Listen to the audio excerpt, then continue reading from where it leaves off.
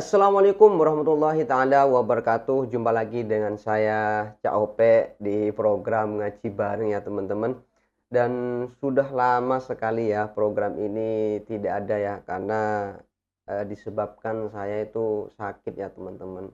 Yang mana sakitnya itu sembuh sakit gitu teman-teman. Sering seperti itu. Jadi sehingga tidak bisa mengadakan program ngaji bareng seperti biasa-biasanya dan alhamdulillah saya bersyukur kepada Allah Subhanahu wa taala pada kesempatan kali ini saya bisa mengadakan program ngaji bareng lagi dan semoga kedepannya terus diberikan keistiqomahan oleh Allah Subhanahu wa taala sehingga saya yang pasti diberikan kesehatan pun juga teman-teman diberikan kesehatan oleh Allah Subhanahu wa taala, dijauhkan dari macam-macam penyakit, dijauhkan dari macam-macam apa ya, mara bahaya kepada diri kita, kepada keluarga kita semuanya. Amin amin ya rabbal alamin. Karena, setelah mengalami kejadian ataupun ujian yang saya alami dari kemarin, nikmat sehat itu memang sungguh sangat luar biasa sekali ya teman-teman. Sehingga kalau kita sakit itu tidak bisa melakukan apa-apa, tidak bisa melakukan aktivitas lagi ya. Kecuali ya paling tidak kita diusahakan dan terus melaksanakan perintah-perintah Allah seperti sholat dan sebagainya ya teman-teman. Dan saya harap semoga teman-teman semua yang mendengarkan ataupun yang biasa mengikuti program ngaji bareng di channel ini, semoga diberikan kesehatan juga, diberikan dijauhkan dari mara bahaya dan yang pasti kita semua tetap dalam keadaan sehat walafiat. Amin amin ya rabbal alamin. Dan pada kesempatan kali ini di sini juga alhamdulillah ya walaupun saya itu tidak mengadakan program ngaji bareng dari kemarin, subscriber tambah naik pun juga video-video lama ya masih banyak yang menonton. Dan sesuai dengan janji saya apabila channel ini bertambah 1000 subscribe, saya akan mengirimkan Fatihah, apalagi ini bertambah sudah banyak ya.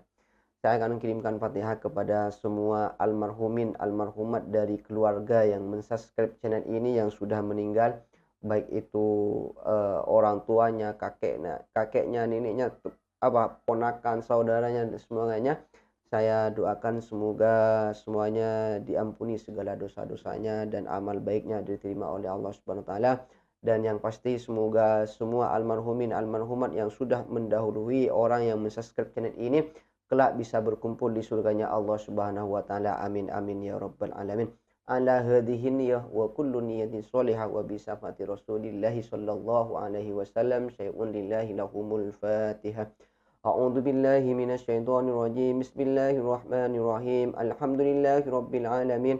Arrahmanir rahim. Maliki yaumiddin. Iyyaka na'budu wa iyyaka nasta'in. Ihdinas siratal mustaqim. Siratal ladzina an'amta 'alaihim ghairil maghdubi 'alaihim waladdallin. Rabbighfirli wa liwalidayya. Amin. Itulah tadi ya sebagai rasa bentuk terima kasih saya kepada semua yang sudah mensubscribe channel ini.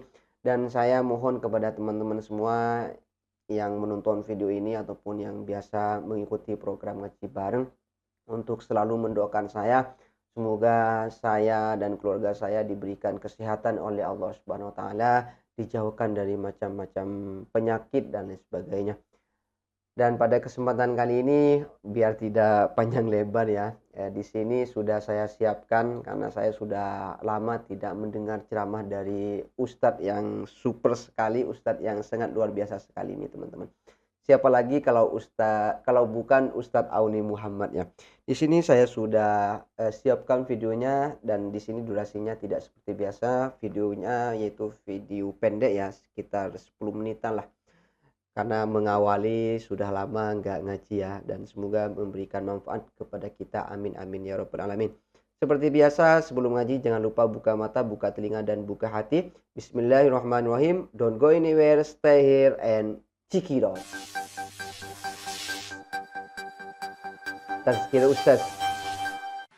Dia sama konteks dia macam saya ni guru, saya ni cikgu. Jadi KPM dah bekalkan buku teks KPM, apa pada tu dia? cikgu. Kalau buku teks ni, murid pandai baca buku teks. Tapi kalau kita tengok, perlu apa lagi cikgu ada dalam kelas hurai kandungan dan isi buku teks tu. Kalau kita padang wui kat budak terus, budak pun berhenti baca.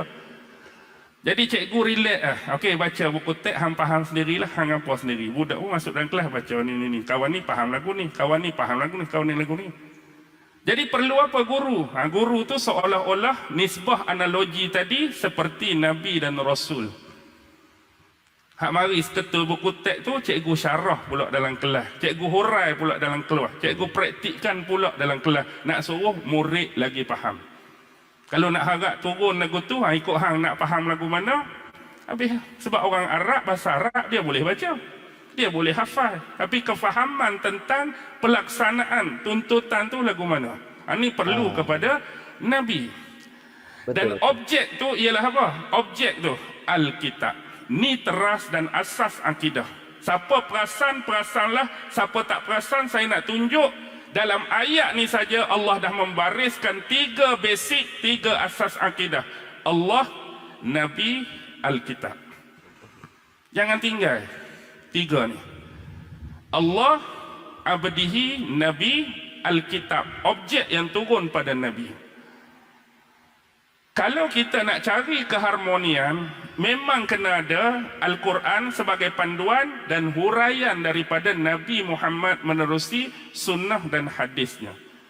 Kalau kita tak guna, nak guna Quran saja, huraian kita, maka dia akan jadi macam, saya ni tak erti mana, cuma kalau kita nak cakap bab sains ni, kalau wire ni dengan wire ni, kita tak negatif positif, dia nyala tak boy tu. Kalau wire tak betul, Buaya tu bab apa? tu akan nyala tak? Buaya. Mari seorang rumah kita ni mampu bol tu, dia pun pasal apa tak nyala ni? Oh, rupanya wire tu bukan wire dia. Jadi bila masuk wire dia, wire yang sebenar, wire yang jelas, wire yang betul, wire yang benar, mengikut aturan ilmu perwirean tu, betul ayat tu. Jadi dia akan nyala lah. Tak payahlah wire pun nak bahas bab tauhid. Kalau kehendak Allah dia nyala, dia akan nyala. Kalau kehendak tak nyala, hak tu tak apalah. Pegang di sini dah hak tu. Cuma ilmu perwirean dari sudut tu, kalau betul tu, confirm nyala. Masalahnya kita nak suruh nyala, kena ada integrate tadi. Hak datang dari alam langit dengan pelaksanaan di alam bumi. Nak lagi mudah faham, kita ni kalau di sudut ilmu komputer, kita ni macam apa dia? Hardware. Hardware. Kita hamba Allah ni, kita lah monitor, kita lah screen, kita lah kotak PC, kita lah enjin tu. Tapi dia tak akan berjalan benda ni mengikut kesesuaian tanpa adanya software yang perlu dimasukkan dalam hardware tadi. Jadi bila masuk software yang nama dia apa? Windows kita katakan, Linux ke. Barulah dia akan ada integrasi, ada keharmonian, tekan tik keluar.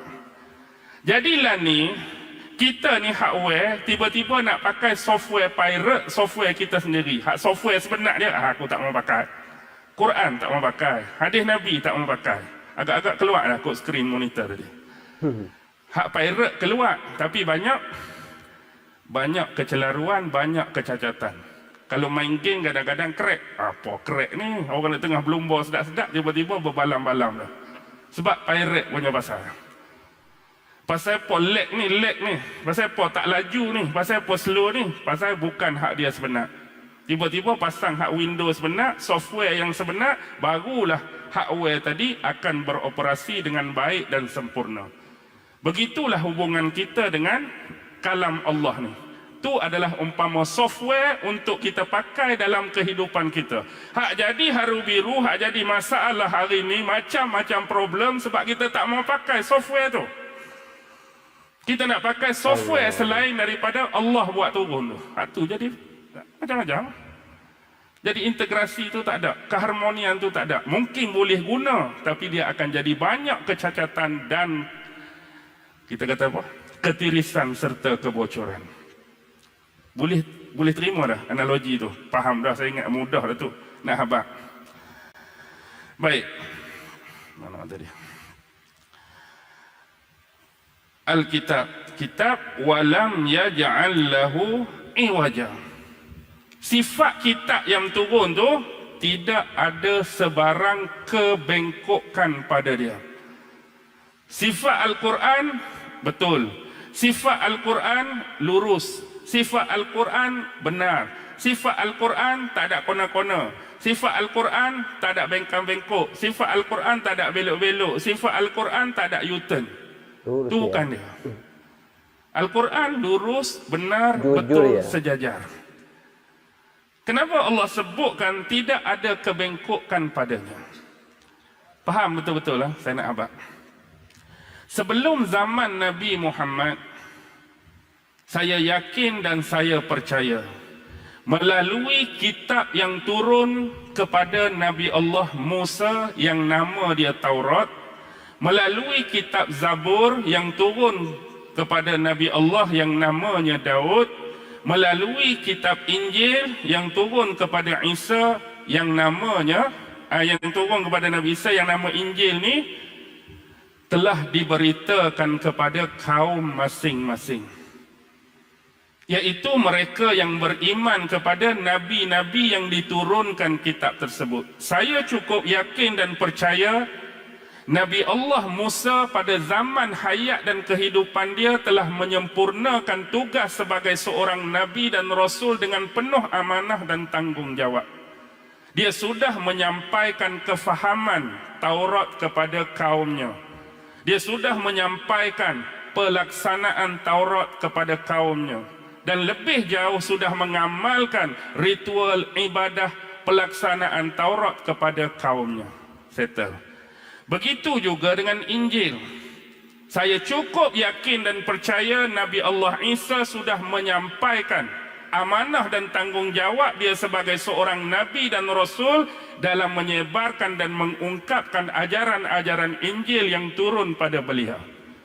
Dia dah beri kefahaman yang sebenar, dia memberi contoh akhlak yang baik, dia memberikan pelaksanaan yang sebenar mengikut aturan daripada Allah. Baki lagi, semua kitab ini telah diberikan penjelasan dan kefahaman, telah diberikan contoh pelaksanaan, tetapi sampai hari ini, kenapa seolah-olah kita melihat tidak ada bentuk penghayatan yang keluar daripada kedua kitab ini? Kerana apa? Sudah berlaku kebengkokan padanya. Allah. Yang sebenarnya apa yang bengkok?